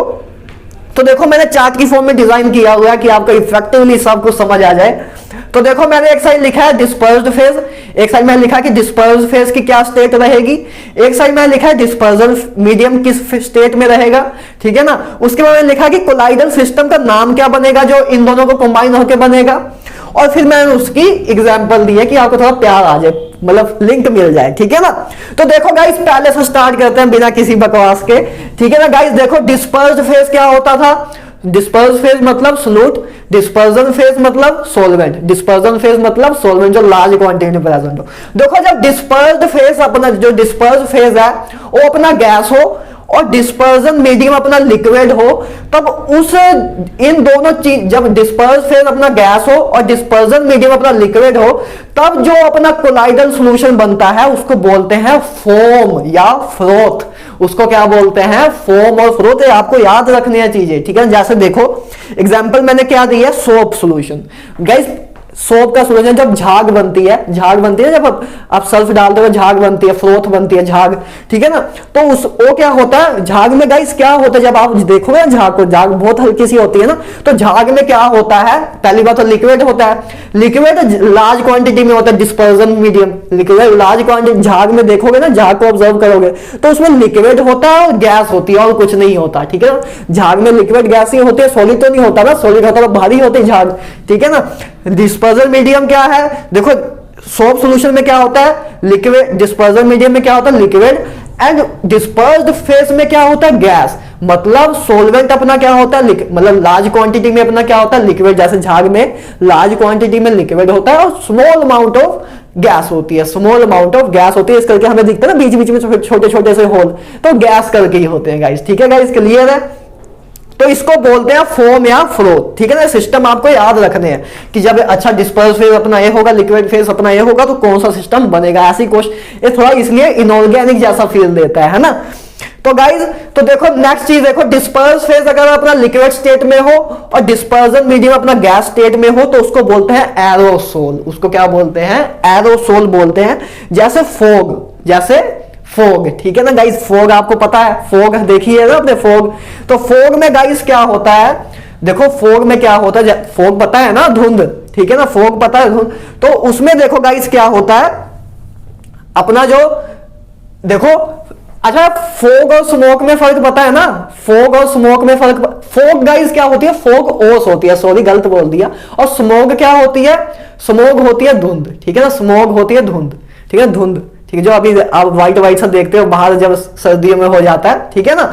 तो देखो फोग में क्या होता है, लिक्विड, देखो डिस्पर्स फेज में लिक्विड होता है, डिस्पर्स फेज में लिक्विड होता है और डिस्पर्जन मीडियम में गैस होता है, डिस्पर्जन मीडियम में गैस होता है, ठीक है ना। जैसे आपने देखा होगा जब आप बाहर जाते हो तो ऐसे पूरे हवा में ऐसे घेरी होती है, हवा में ऐसे धुंध होती है ना, तो उसमें देखो एक तो गैस पार्टिकल है और उसमें लिक्विड पार्टिकल है। उसमें गैस पार्टिकल डिस्पर्जन मीडियम में होता है, मतलब गैस का अमाउंट ज्यादा होता है, लिक्विड का अमाउंट कम होता है। गैस का अमाउंट ज्यादा होता है, लिक्विड का अमाउंट कम होता है, इसी करके हमें पूरे सराउंडिंग में दिखती है ना, पूरे सराउंडिंग में दिखती है, गैस की तरह से फैली होती है। तो गाइज, तो इसकी एग्जांपल क्या हुई, फोग, ठीक है ना। उसके बाद देखो नेक्स्ट देखो, जब डिस्पर्जन फेज भी अपना लिक्विड हो और डिस्पर्जन मीडियम भी अपना लिक्विड हो, तो उस सिस्टम को बोलते हैं इमल्शन। उसको क्या बोलते हैं, इमल्शन, ठीक है ना। तो उसको बोलते हैं, उसकी एग्जांपल क्या है, मिल्क। जैसे दूध आपने देखा होगा, दूध आपको पता है, आपको पूरा पानी तो मतलब पूरा दूध तो होता नहीं है, आपको पता है कि दूध में 75% तो पानी ही होता है, 75% तो पानी ही होता है, बाकी कुछ और चीजें प्रोटीन्स वगैरह ये सब होते हैं। तो देखो इमल्शन को लाइट ही बना, ठीक है ना, कि उसमें मिल्क वाली स्पेसिफिक चीजें भी हैं और उसमें वाटर भी है, ठीक है ना। जैसे पानी, जैसे मिल्क है, ठीक है, मिल्क में हम जब पानी डाल देते हैं, मिल्क में जब हम पानी डाल देते हैं, देखो मिल्क पहले ही एक लिक्विड है और उसमें हमने पानी भी लिक्विड डाला, तो उसके बाद जो अपने पास सोल बना, उसके बाद जो सोल्यूशन बना, उसको बोलते हैं इमल्शन। लिक्विड जब हो, डिस्पर्स फेज भी लिक्विड हो और डिस्पर्जन मीडियम भी लिक्विड हो, तो उसको बोलेंगे इमल्शन, ठीक है ना। इमल्शन जिसकी एग्जांपल है मिल्क, दूध, ठीक है ना। उसके बाद गाइस नेक्स्ट देखो, जब डिस्पर्स फेज अपना लिक्विड हो, डिस्पर्जन मीडियम अपना सॉलिड हो, तो उसको बोलते हैं जेल्स। उसको क्या बोलते हैं, जेल्स, ठीक है। उसकी एग्जांपल क्या है, चीज एंड बटर, चीज एंड बटर, ठीक है। जैसे आपने बटर देखा होगा, बटर देखा ना, अमूल बटर तो उसमें देखो ज्यादा, देखो अमूल बटर क्या होता है, अमूल बटर में देखो क्या होता है, सॉलिड फॉर्म में होता है। अमूल बटर में मतलब मैक्सिमम जो अमाउंट है अपना सॉलिड होता है, बटर में अपना मैक्सिमम अमाउंट सॉलिड ही होता है, एंड जो मिनिमम लिक्विड भी होता है गाइस, स्मॉल अमाउंट में लिक्विड भी होता है, स्मॉल अमाउंट बटर में स्मॉल अमाउंट ऑफ लिक्विड होता है, मेजर अमाउंट में सॉलिड होता है, मेजर अमाउंट में सॉलिड होता है। जैसे चीज, ठीक है, चीज में भी देखते हो पानी होता, थोड़ा बहुत होता है पानी, आपने शायद देखा हो कि नहीं, नमक, कभी ऐसा करना, चीज लेना, चीज में नमक डाल देना, चीज में नमक डाल देना, उसके बाद कुछ टाइम बाद आके देखना तो उसमें से पानी निकला होगा कुछ ना कुछ, ठीक है ना। तो ऐसे ही होता है गाइस, तो उसको बोलते हैं जेल्स। उस सिस्टम को क्या बोलते हैं, जेल्स। जब अपना डिस्पर्जन मीडियम अपना सॉलिड हो, डिस्पर्स्ड फेज अपना लिक्विड हो, तो उसको बोलते हैं जेल्स, जिसकी एग्जांपल है चीज, बटर, ठीक है ना। उसके बाद देखो, अपना जब डिस्पर्स्ड फेज सॉलिड हो, डिस्पर्जन मीडियम अपना गैस हो, तो उसको बोलते हैं एरोसोल ऑफ सॉलिड। इसको एरोसोल बोलते हैं, ठीक है ना। इसको एरोसोल, देखो इसको आप ऐसे भी बोल सकते हो, इसको आप एरोसोल ऑफ लिक्विड भी बोल सकते हो, इसको एरोसोल ऑफ लिक्विड भी बोल सकते हो, और इसको जनरली एरोसोल ही बोलते हैं, लेकिन एरोसोल ऑफ लिक्विड भी बोल सकते हो मोर प्रिसाइजली, ठीक है ना। और इसको बोलते हैं एरोसोल ऑफ सॉलिड, ठीक है ना। इसको बोलते हैं एरोसोल ऑफ सॉलिड, कि जिसमें अपना क्या हो, देखो सॉलिड एंड गैस, देखो डिस्पर्स फेज में अपना सॉलिड हो एंड डिस्पर्जन मीडियम में अपना गैस हो। जैसे उसकी example smoke and dust. Dust आपने देखी ना, डस्ट जो डस्ट अपनी होती है, उसमें देखो डस्ट में क्या होता है कि ज्यादा अमाउंट में गैस होती है एंड मिनिमम अमाउंट में सॉलिड पार्टिकल्स ऐसे होते हैं। सॉलिड पार्टिकल में डस्ट में दिखते हैं ना, तो उसमें सॉलिड पार्टिकल होते हैं, ठीक है गाइस। स्मोक में भी, ऐसे धुआं में, है ना। तो ये सब चीजें हैं। उसके बाद गाइस नेक्स्ट देखो, सेकंड लास्ट देखो, जब डिस्पर्जन फेज में लिक्विड हो, डिस्पर्स्ड फेज में सॉलिड हो, तब क्या उसको बोलते हैं, सोल्स बोलते हैं। उसको क्या बोलते हैं, सोल्स बोलते हैं। जैसे कि मडी वाटर, मडी वाटर मतलब चीकर वाला पानी, ठीक है ना, उसको बोलते हैं सोल्स। उसको क्या बोलते हैं, सोल्स, ठीक है। अब उसके बाद गाइस लास्ट में जब सॉलिड हो, मतलब डिस्पर्जन फेज भी अपना सॉलिड हो और डिस्पर्जन मीडियम भी अपना सॉलिड हो, तो उसको बोलते हैं सॉलिड सोल। उसको बोलते हैं सॉलिड सोल। जैसे कि जेमस्टोन, मनी जैसे होती है ना जेमस्टोन्स, तो उसकी एग्जांपल है, सॉलिड सोल की एग्जांपल है जेमस्टोन। आई होप गाइस ये चीज क्लियर हो, ये सब फैक्चुअल चीजें हैं, आपको याद रखनी पड़ेंगी ये चीजें, कि disperse phase and dispersion phase क्या हो। तो इसको आप एग्जांपल की तरह याद रखोगे ना, तो याद हो जाएगा। कि ऐसे याद रखो कि मिल्क क्या है, मिल्क इमल्शन है। ऐसे याद करोगे तो बहुत कंफ्यूजन होगी, ऐसे कि लिक्विड गैस ऐसे करते रहोगे, बहुत कंफ्यूजन होगी। इनको ऐसे याद रखो कि अच्छा जो अपने घर में दूध है उसे इमल्शन बोलते हैं, जो अपने घर में चीज है, ठीक है ना, जो अपने घर में चीज है उसको जेल बोलते हैं। ऐसे ऐसे एग्जांपल याद रखोगे तब याद हो जाएगी।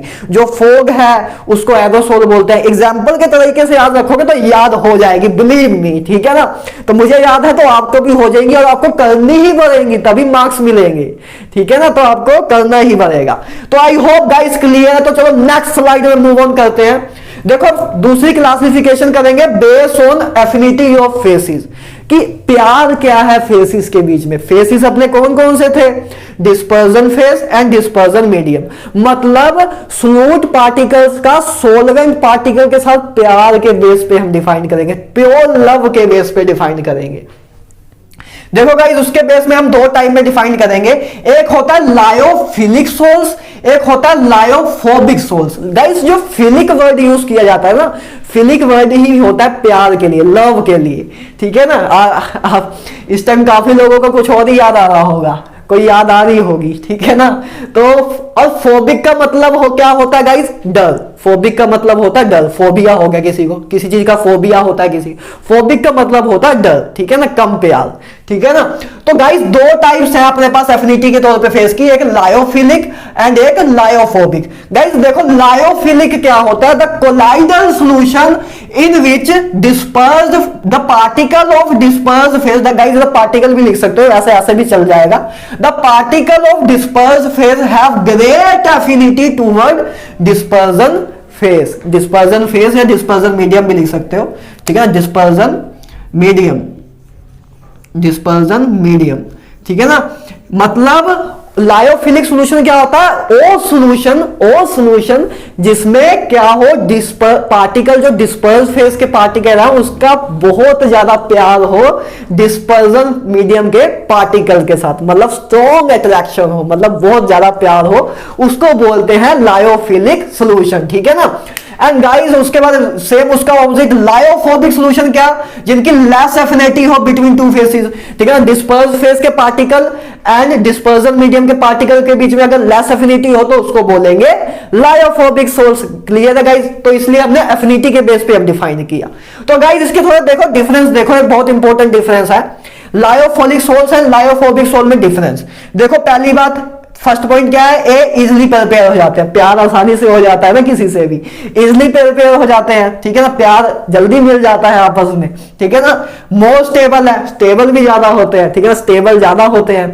तो लायोफोबिक क्या होता है? स्पेशल मेथड रिक्वायर्ड, मतलब जल्दी बनते नहीं है, इसके लिए हमें स्पेशल मेथड अप्लाई करने पड़ते हैं। दुश्मनी करने के लिए स्पेशली हमें कुछ करना पड़ता है, कुछ बड़ा करना पड़ता है, ठीक है ना। प्यार तो हो ही जाता है चलो, ठीक है ना। और लेस स्टेबल होते हैं, है ना, लेस स्टेबल होते हैं। जब भाई पता है ना फाइट हो जाती है तो लेस स्टेबल ही है, ठीक है ना, क्योंकि फोर्स ऑफ इंटरेक्शन कम है, प्यार कम है, तो लेस स्टेबल है भाई, ठीक है ना। उसके बाद देखो guys next point, viscosity high होती है, विस्कस होते हैं ज्यादा, ठीक है ना। प्यार बहुत गहरी चीज है, बहुत गहरी चीज है, ठीक है ना, विस्कस होते हैं।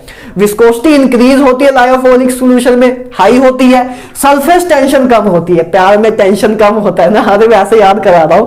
सरफेस टेंशन देखो गाइस इधर कम क्यों होती है? देखो क्यों होता है, क्योंकि देखो इसमें कोलाइडल पार्टिकल, देखो क्या होता है, सोल्यूट पार्टिकल जो, देखो ये पहले क्या है, हमने क्या किया, लायोफोलिक सोल्स देखे, लायोफोलिक। अच्छा गाइस आपको एक चीज और बताऊं ना मैं, देखो एक चीज और याद आई मुझे, देखो हमने क्या एक्स बाय एम, एक चीज, एक इक्वेशन और याद रखो आप, ठीक है ना। जैसे हमने देखो एक आप मतलब सॉल्यूशन में एब्जॉर्प्शन के लिए भी एक इक्वेशन याद रख सकते हो, जो कि आपके सिलेबस में वैसे तो नहीं है लेकिन क्वेश्चन में आती है, ठीक है। सॉल्यूशन में भी गाइस आप बस आपको क्या करना है, के सी दी पावर 1/n, के पी की जगह बस आपको कंसंट्रेशन लिख देनी है। देखा एब्जॉर्प्शन इन सॉल्यूशन के केस में आप ए इक्वेशन यूज कर सकते हो, absorption in case of solution में आप x/m बराबर के पी की जगह बस आपको सी लिख देना, कंसंट्रेशन लिख देना, ठीक है ना। बस वैसे माइंड में आया कि बता दूं, ठीक है ना।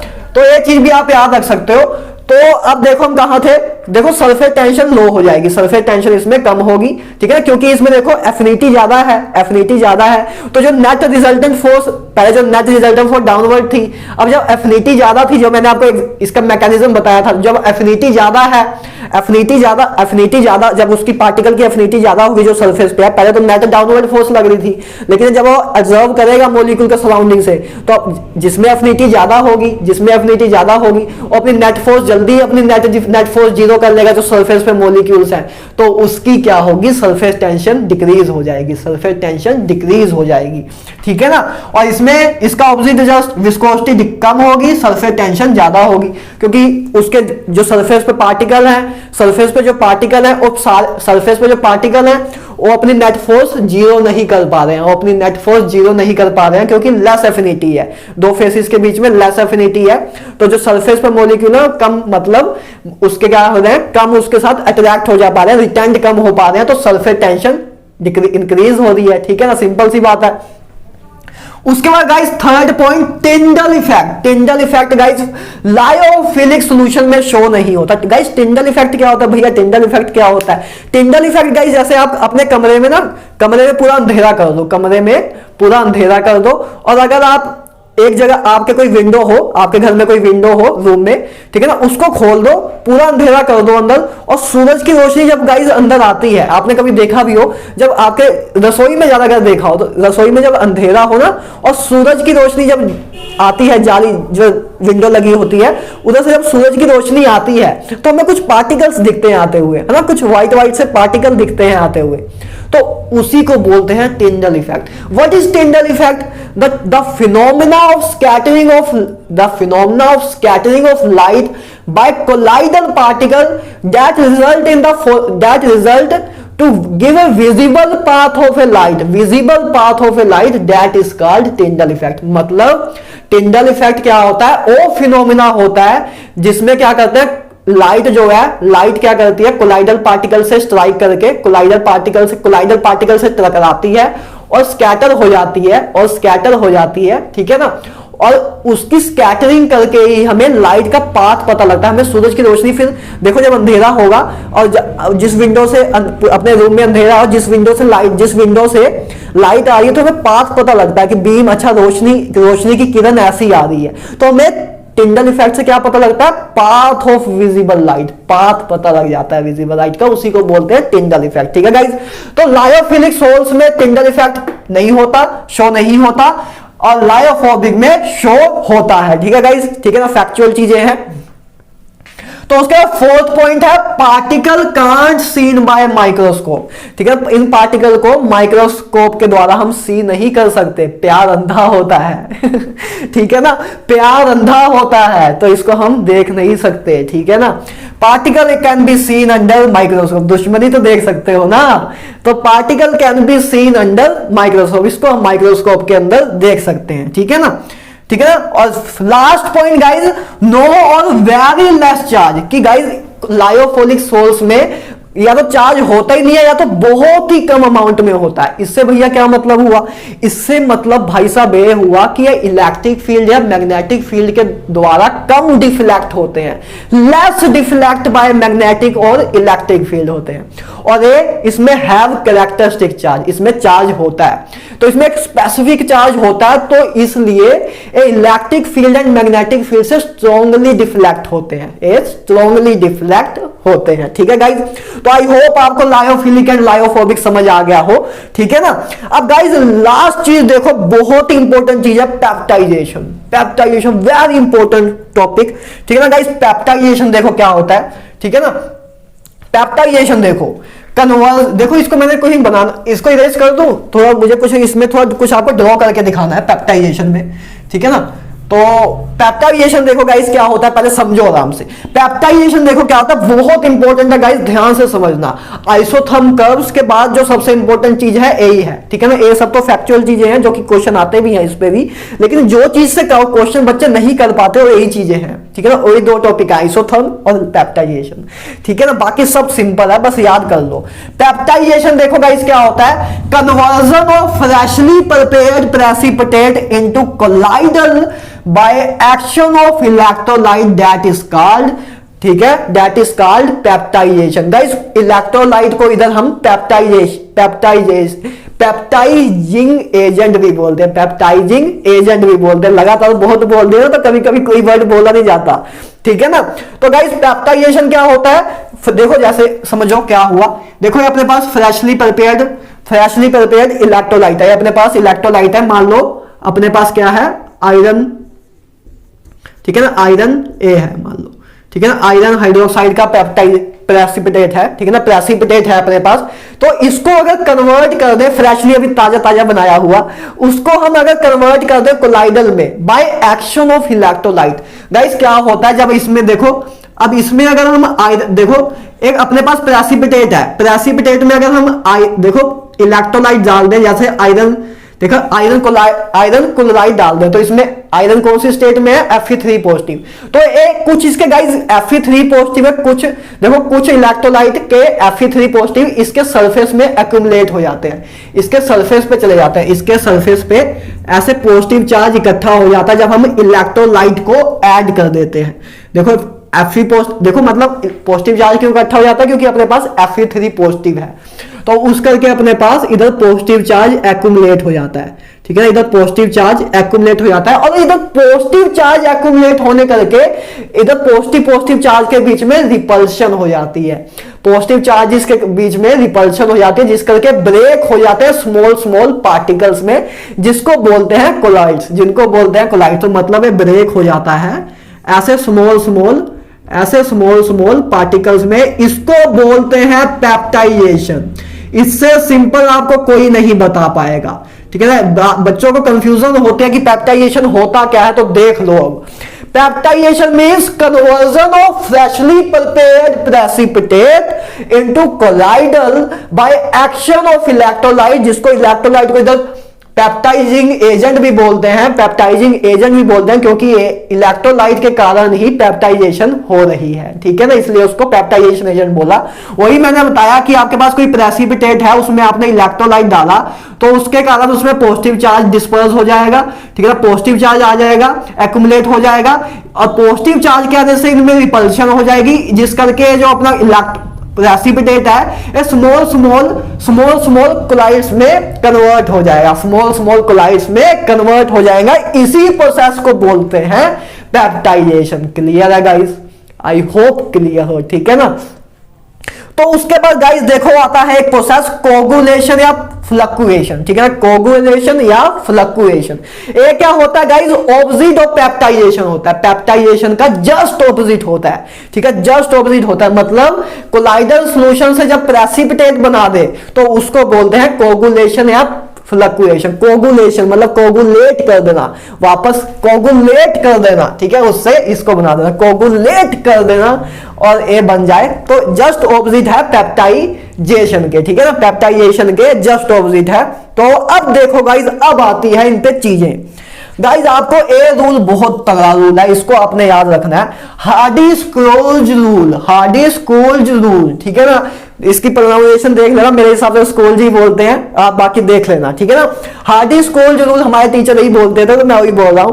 तो देखो गाइज हार्डी-स्क्रोल्ज रूल क्या बोलता था, कोगुलेशन पावर डायरेक्टली प्रोपोर्शनल होता है ऑपोजिट चार्ज ऑफ आयन। कि कोगुलेशन पावर देखो, जैसे आयरन 3, देखो जैसे पॉजिटिव चार्ज वाला है ना, तो इसको अगर कोगुलेट कराना है, तो इसको अगर हम नेगेटिव चार्ज वाले आयन दे दे, तो आपस में कोगुलेट हो जाएंगे, कि कोगुलेशन मतलब गाइस, कोगुलेशन का मतलब क्या होता है, इकट्ठा करना। कोगुलेशन का मतलब होता है इकट्ठा करना, ठीक है ना। कोगुलेशन पावर ज्यादा होगी जब ऑपोजिट चार्ज ज्यादा होगा आयन का। देखो ऑपोजिट चार्ज, देखो जैसे कोई पॉजिटिव चार्ज वाली स्पीसीज है, उसको हमने कोगुलेट कराना है, तो नेगेटिव चार्ज वाली स्पीसीज का चार्ज जितना ज्यादा होगा उतना ज्यादा अट्रैक्ट होगा, उतना ज्यादा कोगुलेट हो जाएगा। तो वही बस हमें हार्डी-स्क्रोल्ज रूल ने बताया था कि coagulation power is directly proportional to opposite charge of ion, जिसको मैं अभी बहुत क्लियर आपको एग्जांपल से भी करूंगा, ठीक है ना। तो कोई दिक्कत नहीं आएगी उससे, बस सिस्टमैटिकली देख लो इस चीज को पूरा। देखो गाइस, उसके बाद नेक्स्ट पॉइंट लिखा है, coagulation power directly inversely proportional होता है कोगुलेशन वैल्यू के। किसके? कोगुलेशन वैल्यू के। गाइस कोगुलेशन वैल्यू क्या होती है? कोगुलेशन वैल्यू होते हैं कि the minimum amount of electrolyte that are the minimum amount of electrolyte या coagulating agent that are added to the इसमें, ठीक है, that are added to colloids to form precipitate that is called coagulation value. मतलब simple भाषा में बोलूं तो coagulation value क्या होती है कि कितना अमाउंट ऑफ हम कोगुलेटिंग एजेंट डालें, कि कितना अमाउंट ऑफ कोगुलेटिंग एजेंट डालें कि वो क्या हो जाए, कोगुलेशन अकर हो जाए, उसको बोलते हैं कोगुलेशन वैल्यू। कि कितना अमाउंट ऑफ कोई इलेक्ट्रोलाइट ऐड करें, कितना अमाउंट ऑफ इलेक्ट्रोलाइट ऐड करें कोगुलेशन कराने के लिए, उसको बोलते हैं कोगुलेशन वैल्यू। ठीक है ना। अब ये दोनों इनवर्सली प्रोपोर्शनल कैसे हैं? देखो जितना कम अमाउंट ऐड करने पे, जितना कम से कम, देखो जैसे कोई एक सब्सटेंस ए है, कोई एक सब्सटेंस कोगुलेटिंग एजेंट ए है, ठीक है ना, एक कोगुलेटिंग एजेंट बी है, ठीक है ना। अगर ए के 1 ग्राम से ही आपकी कोगुलेशन अकर हो जा रही है और बी के 2 ग्राम लग रहे हैं, तो इससे क्या पता लगा कि ए की कोगुलेटिंग पावर ज्यादा है, क्योंकि इसने 1 ग्राम में ये काम कर दिया और इसको 2 ग्राम लगे, तो इसकी कोगुलेशन, देखो इसकी कोगुलेशन वैल्यू कम थी लेकिन इसकी पावर ज्यादा थी। बस समझाने का मतलब यही था कि coagulation power is inversely proportional to coagulation value. ठीक है गाइस, क्लियर है? तो इन चीजों का याद रखना कि क्वेश्चन में कोगुलेशन पावर पूछा कि कोगुलेशन वैल्यू पूछा है, ठीक है ना। तो अब देखो गाइस, नेक्स्ट चीज देखो, एक होता है गाइस पॉजिटिव चार्ज सोल, एक होता है negative charge sol. Positive charge sol कौन कौन से होते हैं? Metallic particle sols, positive charge sol होते हैं। मेटालिक पार्टिकल सोल मतलब गाइस कि जैसे कॉपर का सॉल्यूशन, आयरन का सॉल्यूशन, मेटालिक पार्टिकल का सॉल्यूशन, ठीक है ना, कॉपर का सॉल्यूशन, आयरन का सॉल्यूशन, इनको बोलते हैं पॉजिटिव चार्ज सोल, ठीक है ना। और कैसे? Metallic sulphide, very beautiful example, metallic sulphide मतलब मेटल का सल्फर के साथ जो कंपाउंड बनता है उसको बोलते हैं मेटालिक सल्फाइड। तो metallic sulphide is example of positive charge sol. तो ए है positive charge sol. Guys positive charge sol देखो अपने पास 2 टाइप के होते हैं, एक हो मेटालिक, देखो मेटालिक पार्टिकल सोल आने अपने जो पॉजिटिव चार्ज सोल होते हैं, और मेटालिक सल्फाइड अपने पॉजिटिव चार्ज सोल होते हैं। और नेगेटिव चार्ज सोल कौन होते हैं? हाइड्रेटेड मेटालिक ऑक्साइड, जैसे कि देखो जैसे FeCl3 डॉट X वाटर, ये होता है अपना, क्या होता है अपना? Hydrated metallic oxide, hydrated metallic oxide. Guys इधर ऑक्सीजन ले सकते हो ना, इधर ऑक्सीजन लेना पड़ेगा आपको। Hydrated metallic oxide that is called, इसी की मैं बात कर रहा हूं, ठीक है ना, हाइड्रेटेड मेटालिक ऑक्साइड। तो आप इधर जाइए एल्यूमिनियम भी ले सकते हो, Al2O3, ठीक है ना। तो हाइड्रेटेड मेटालिक ऑक्साइड, इसको मैं बताना चाहता था कि हाइड्रेटेड मेटालिक ऑक्साइड होता क्या है, तो ऐसे होते हैं, ठीक है ना। तो वो अपने नेगेटिव चार्ज सोल होते हैं, इसका भी यूज बताऊंगा क्या होता है, ध्यान से देख लेना, ठीक है ना। और उसके बाद मेटल हाइड्रोक्साइड, ठीक है ना, मेटल का OH के साथ जो मेटल एंड हाइड्रोक्साइड आयन का जब कंपाउंड बनता है उसको भी बोलते हैं नेगेटिव चार्ज सोल। अब देखो लास्ट जो 2 पॉइंट बताऊंगा, वेरी इंपॉर्टेंट, बहुत बार क्वेश्चन में आया हुआ है, इसको समझो। गाइस देखो आपको दिया होता है ऐसे 4AS2, देखो आर्सेनाइड सल्फाइड, ठीक है ना। आर्सेनाइड सल्फाइड के लिए आपको बताना है कि कोगुलेशन पावर का ऑर्डर क्या है। आपको जेई में या नीट में आया हुआ क्वेश्चन हो कि आपको पूछ ले फॉर आर्सेनिक मतलब सल्फाइड, मतलब आर्सेनाइड सल्फाइड के लिए आपको बताना है कि कोगुलेशन पावर का ऑर्डर क्या है। तो आप कैसे लिखोगे ऑर्डर? देखो पहली बात सल्फाइड, देखो मेटालिक सल्फाइड क्या होते थे? पॉजिटिव चार्ज सोल, तो पॉजिटिव चार्ज सोल होते थे। तो हमें क्या हार्डी स्कूल रूल ने क्या बताया था कि कोगुलेशन पावर डायरेक्टली प्रोपोर्शनल होगी opposite charge of ion, opposite charge के। तो देखो ये नेगेटिव चार्ज सोल है, तो ऑपोजिट चार्ज क्या होगा इसका? पॉजिटिव चार्ज, जिसमें मतलब पॉजिटिव चार्ज ज्यादा होगा उसकी कोगुलेशन पावर ज्यादा होगी। देखा लिंकेज बनी, इसीलिए मैं कहा था सिस्टमैटिक चल जाना, काम बन जाएगा।